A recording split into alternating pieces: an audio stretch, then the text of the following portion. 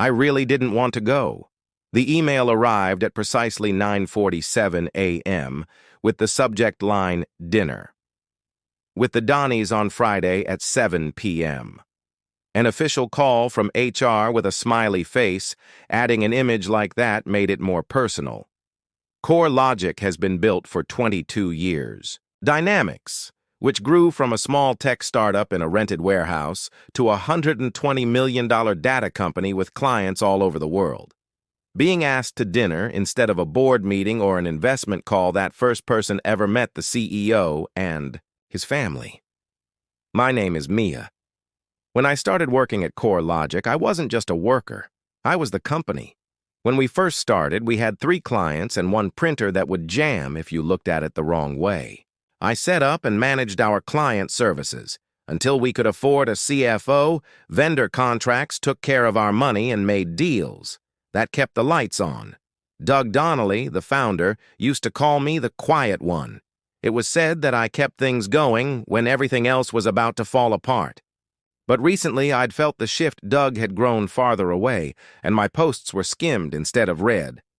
Our regular Monday talks turned into calls every 2 weeks, which were sometimes rescheduled for as long as it took. Then there were the interns. They were young and loud, and their words were flying out of their mouths like fireworks. There was a cold breeze before the window opened, so when I got the dinner invite, I knew it would be cold. But I didn't know how cold. The place was one of those fancy ones. The lighting and scallops that were too expensive on downtown roofs made me wear a soft navy blouse and pearl earrings. My daughter gave me for Mother's Day last year. I felt like a responsible businesswoman when I wore it. Doug was already there, standing next to a long white table with his wife Patrice and their daughter, Harper. She seemed like she had just stepped off a fashion show. Her blonde hair was perfectly styled. There wasn't a wrinkle in her linen pantsuit, which made her look like the LinkedIn CEO. Mia Doug smiled and said, "So glad you could make it. Wouldn't miss it." I smiled as I slid into the seat next to him. My stomach felt like it was going to twist. The dinner started out like any other business meeting. There was too much wine, too. Harper asked about the early days of the company. She used a light tone but asked in a serious way.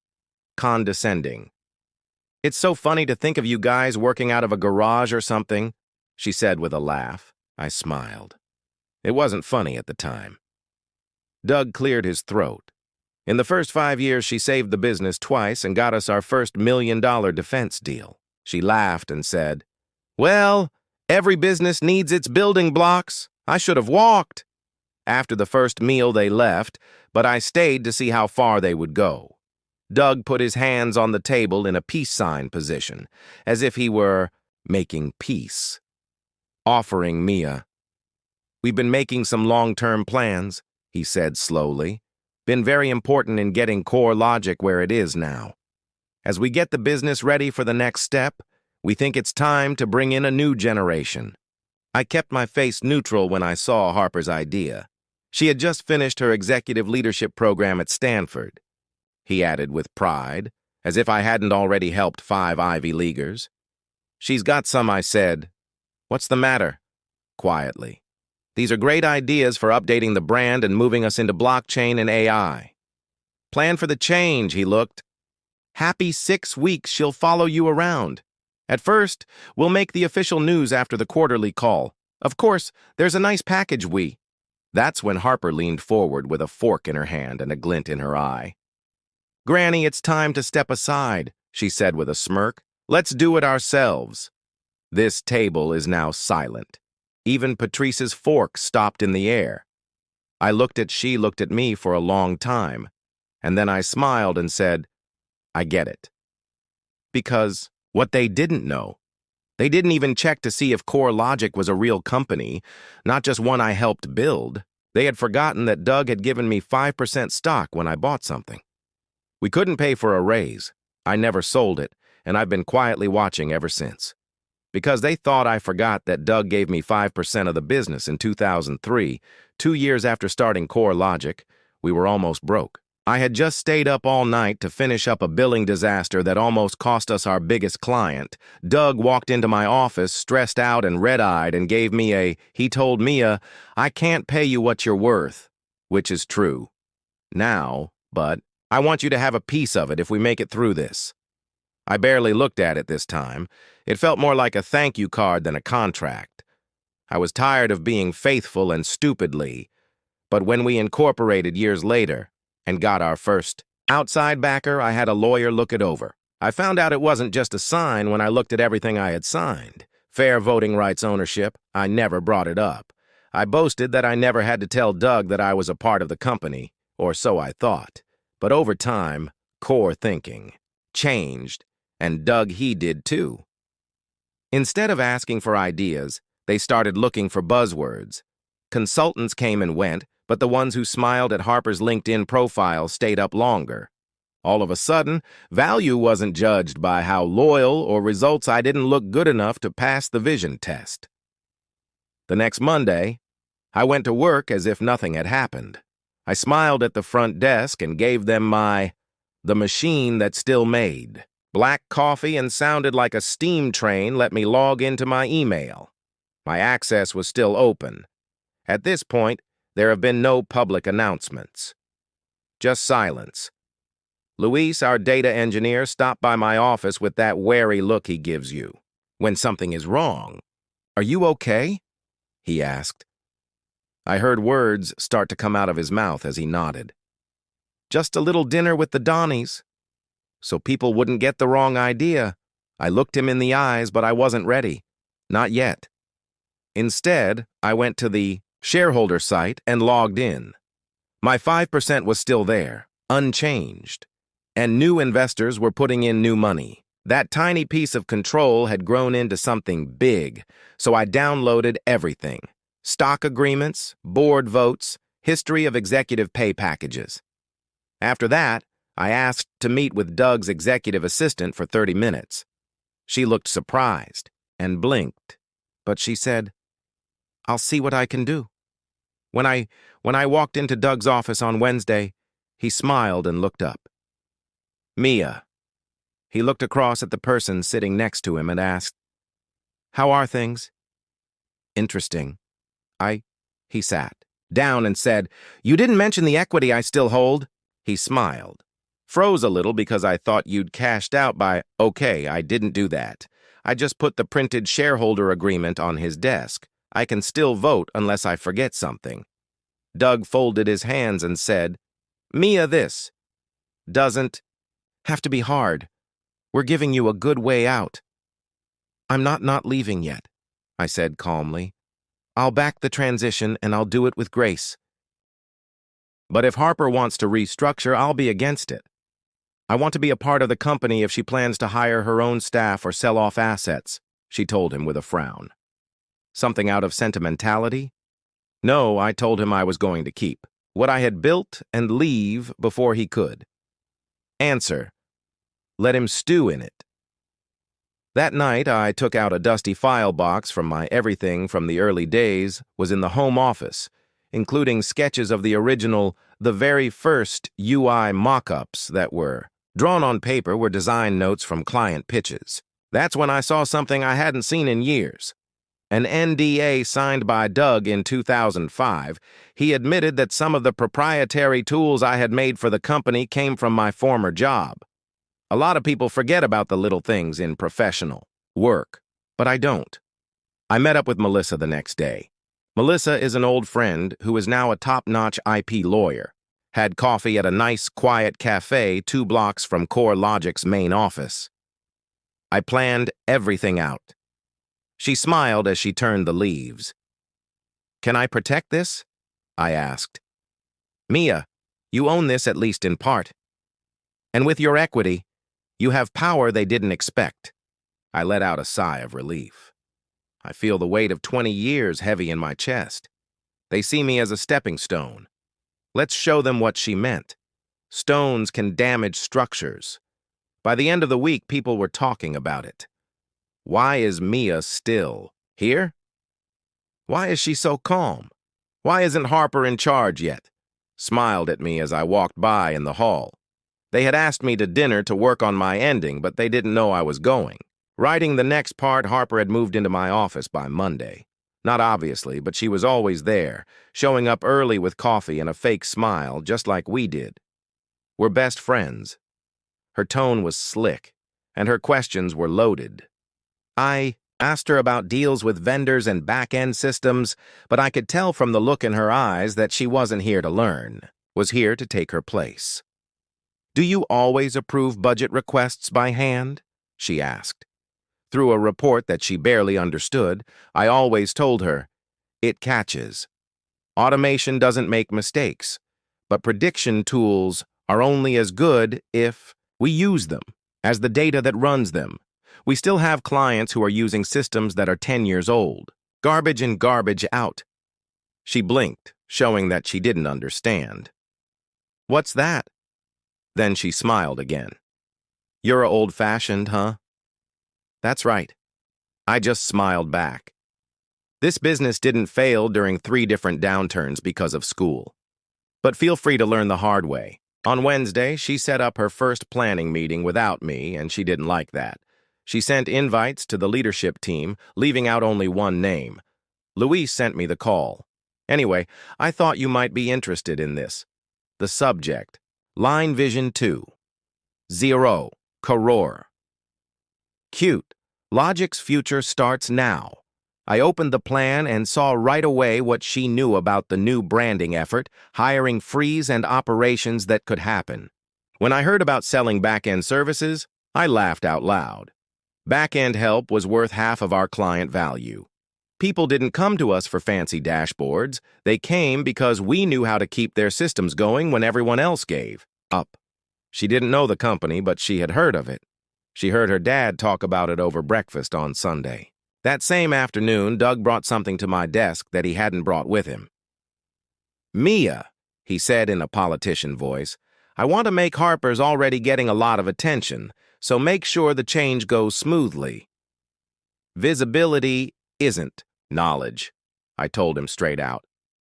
"You've always been you asked me to dinner to get the soul out of this place," Doug said, jerked a little. "That's not what this is." "Then what is it?" "Doug, I kept the investors quiet because I set up the systems. I also held your company together while you were taking breaks in Napa." Silence. "I know about the Series C," I added. "You're getting the company ready to be bought out." His eyes got really big. "I've lived here long enough to know how the wind blows." He didn't say that wasn't true. Just looked at the floor. We had to make tough decisions. The board craved a new you thought didn't include me in the story. He paused. "We're giving you a package. I'm not interested in your package. I told you I was interested in what I walked away before he could answer. So I emailed him from my office. Melissa, I needed the provisional patents to be turned in by the end of the week. This was for both the old and new design. Improvements I'd made over the years. I wasn't trying to hurt the business, but I was making a point of calling out anything. That I learned Thursday morning that my fingerprints were going to be legally protected. Harper was drawing on a whiteboard to plan her new way to keep clients. It was almost word for word from a strategy paper I wrote 6 years ago. She must have looked through old records. When she saw me watching, she smiled and said, I'm just updating," she said. "Your work was a great base." "No problem," I replied. She walked up to him and said, "Just make sure you credit your sources. Plagiarism doesn't look good on quarterly reports." Friday came around and the IT team whispered, "Vanessa, my operations." Lead surrounded me in the break room and said in a low voice, "They're nervous. Harper wants to make changes that don't make sense, and Doug won't say anything about it because he's no longer in charge." Said, "He just doesn't know it yet." Vanessa looked at me and asked, "What are you doing, Mia?" I asked, "What for the storm?" And she answered, "But it's okay. I plan to smile through it." That night, I had a glass of red wine and my laptop open on my porch. My emails were already there. drafted one to the other 3 board members, telling them of my share of the company and the original shareholder clause that needed unanimous agreement for structure changes. One was to Technova Systems, a company we were almost buying. Last year. Before they grew quickly, I was friendly with their CEO and wanted to meet with him, and one last email with the subject line leverage that I kept for myself. I didn't want war. I just wanted to be known. But if they kept pushing me, I would give in. They would find out how old school I really was. The official news came at an all-staff meeting on Tuesday morning. Harper, at the front of the room with a portable mic, moving around like a TED speaker, she spoke while a slideshow of stock pictures and vague slogans played in the background. Victory. Doug talked about her with a smile and said she was a breath of fresh air. Harper smiled and thanked him like she had just won a beauty prize. She then told the staff, now was the time for a new beginning. She started with a younger, leaner, and more creative heart. I sat in the second row with my arms crossed. It wasn't even subtle. Seeing how people around me were trying to hide how they felt, Vanessa. He looked shocked, and Luis wouldn't even look at me. Harper then pointed to the projector brought up a slide that said, Organizational Streamlining Plan. That's when my jaw dropped because that slide showed a plan to restructure with cuts to the back end. Operations transferred IT tasks, departments were merged, and worst of all, they didn't even say my name during the legacy management transfer. Name. Harper came up to me alone in the hallway after the meeting. She spoke softly. I'm sure you'll handle this with grace. That's what people expect veterans to do. I cocked my head. You mean women? Who've lived through 3 CEOs and built the systems that keep this place running? She didn't answer. She just smiled like I was. Being tough, HR sent a formal box of documents and a check that afternoon, with a bunch of zeros, an NDA, and a clause that said I had to help with a full exchange of information, and that's when they went too far. I went into Doug's. He already had an office package ready for it, Mia. He began. I told her to stand up there and act like this was her plan. You should let her call me old-fashioned in front of everyone. Now you want me to give over. My work like a good old dog? It's not like that. It's all the opposite. That I said. And just to be clear, I'm not signing anything today ever. He let out a breath. Then you're forcing us to end. You're forgetting something I told you. Said. I still have my shareholder seat in my bag. You try to force me. If you go out without board approval, you'll be breaking the original deal. Doug went pale. Harper's new ideas are bright and shiny, but they're also very risky.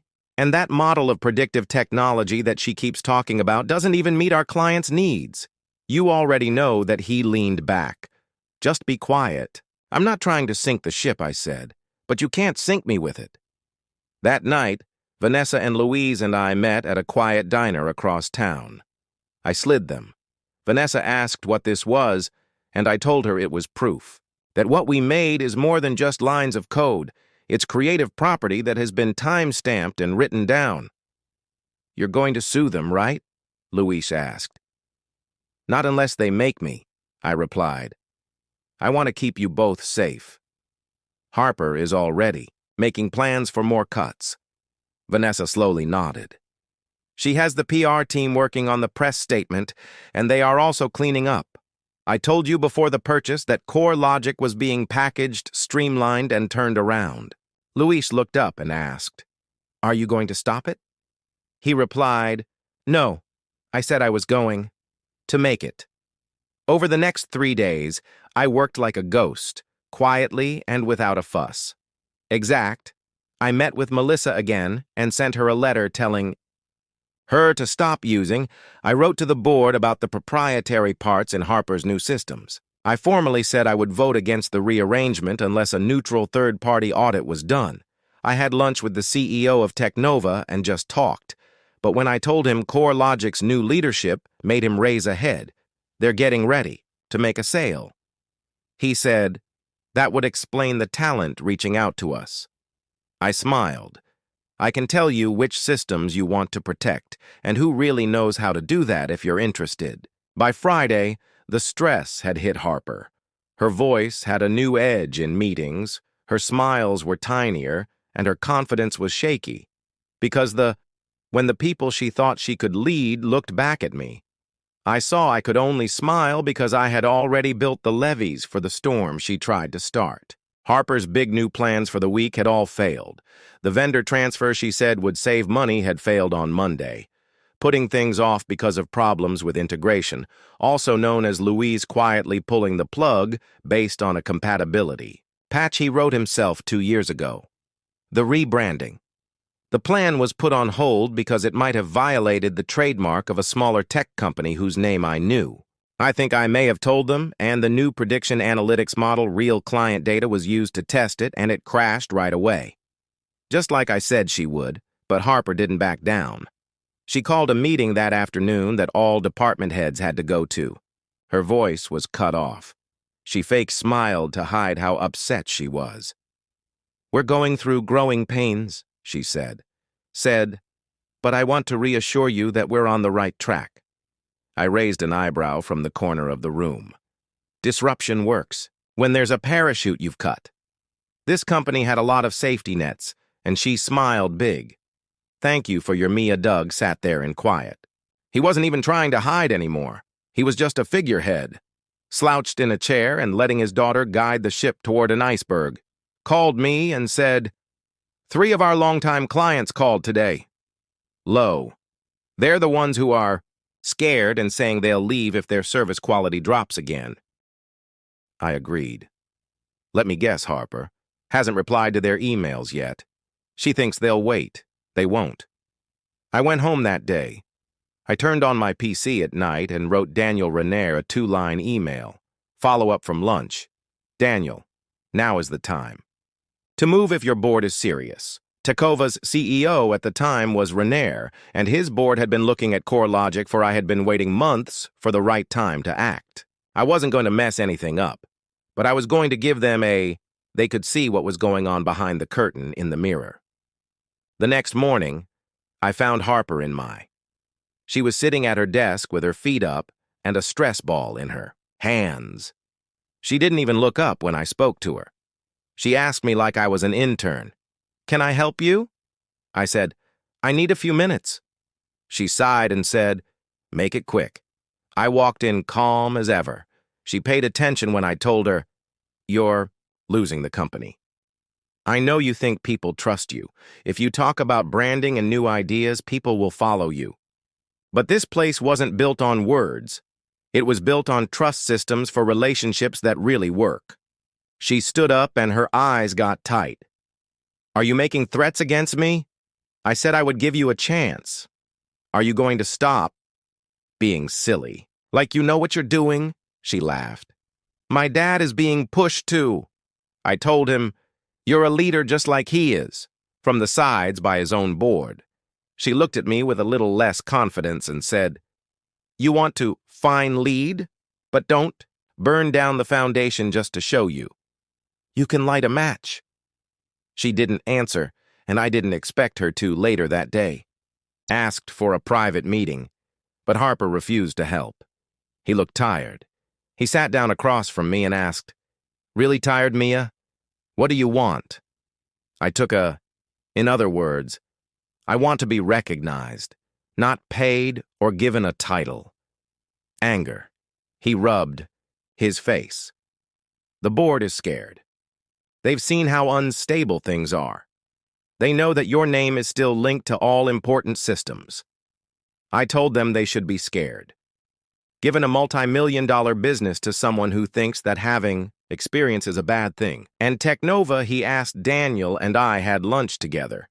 The offer is real, but I haven't taken it yet. Doug looked at me for the first time in months and really looked at me. I said, I could leave all of this behind, but I won't because what? I made things, and if they want to keep using them, they'll have to follow my rules. That night I got a text from Vanessa. Client X just sent the board a written letter of concern. Things I responded with 2 words, hold steady. since Harper had the microphone. I had the stage, and in a few more moves I'd be the one writing. The new script. The office was full, not just physically but also emotionally.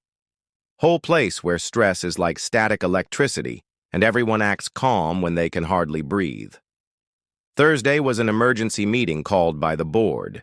The CEO, Doug, the department heads on the emergency leadership team, and I sat at the end of the Harper sat next to him and nervously turned through a leather book. He looked 10 years older than he did 2 weeks ago. In her notebook, she hadn't written a single important word. And across from me was the man I'd had lunch with just days before. Ago, Daniel Renaer, CEO of Teknova, was seen with a polite, detached look on his face. That someone looks at a company's organs before choosing whether to walk or transplant away. Before we start, Celeste, the board head, said, "We need to talk about the—" There was an elephant in the room, and she nodded at me. Mia had brought it to our attention. Several things about Core's contracts, technical aspects, and operations that were not made public during our internal reviews of the company. Different people looked at Doug's face as he spoke. Harper Stone looked at me as if she finally knew she was part of something much bigger than herself. She went on. According to our original shareholder agreement, any move to if changing the way the executive function works affects more than 3% of stakeholders, the board must agree to it unanimously. She turned to me and asked, "Mia, would you like to talk?" I stood there without being rushed, just grounded. "I'm not here to cause chaos," I said at first. "I didn't want to be here because I gave this company everything I had for more than 20 years, and somewhere along the people began to see that as a weakness and see her as disposable." Harper's jaw clenched. I don't want a crown or a title, but I do want my respected work. I want my skills to be recognized, and I want the person in charge of this company to know that. Innovation doesn't mean anything without a base to stand on. There was quiet, and then Daniel spoke. His throat. "We've been keeping a close eye on this," he said, pointing to and we've seen the results. 3 big clients have expressed worry. 2 has stopped renewing contracts, and reports from inside the company say that the systems that make Core logic important are not as autonomous as was previously said. He looked at Harper. He looked back at the board and said, "Our offer still stands, but it's depending on stable leadership, and to be honest, we won't move forward if the current transfer plan stays in place." The author had to leave, and Doug spoke up. But Celeste, "Shut him up! Let's take a 10-minute break." Everybody raised their hands as they made their way into the hallway. I stayed sitting, and so did Harper. She really looked at me and said, "I'm sorry I broke anything." "You wanted to prove yourself, I get it," she said in a low voice. "But you swung at us without asking what we were swinging at. You treated people like they were in your way, and they ignored me like a footnote," she swallowed. "What happens next?" "Now?" I slightly leaned in and said, "That's no longer up to me. That's the board's job." After 10 minutes, we got Celeste's call again, and she stood up and gave the decision in a calm voice. "As of right now, Judge Harper Donnelly is no longer in charge of the transfer. Doug will stay in, and while the deal was going on, Mia Carter turned to me for advice.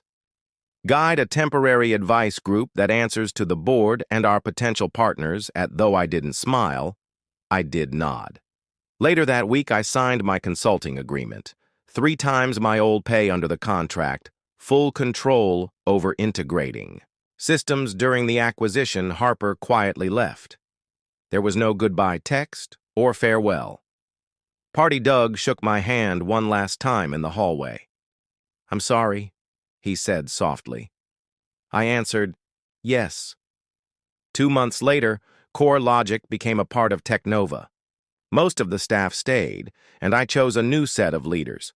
Vanessa became operations director, and Luis took over, engineering. I didn't move back into my old job, and half of the company now reported to people I had taught myself.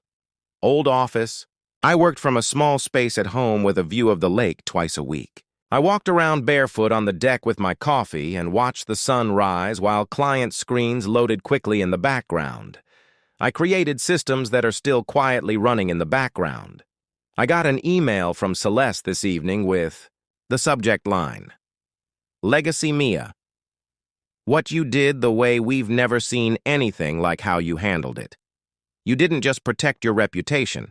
You showed everyone what real. I looked at the screen for a long time and thought, leadership looks like. It wasn't about getting back at someone. It was about value, knowing what you have and claiming it, not letting anyone take it away from you.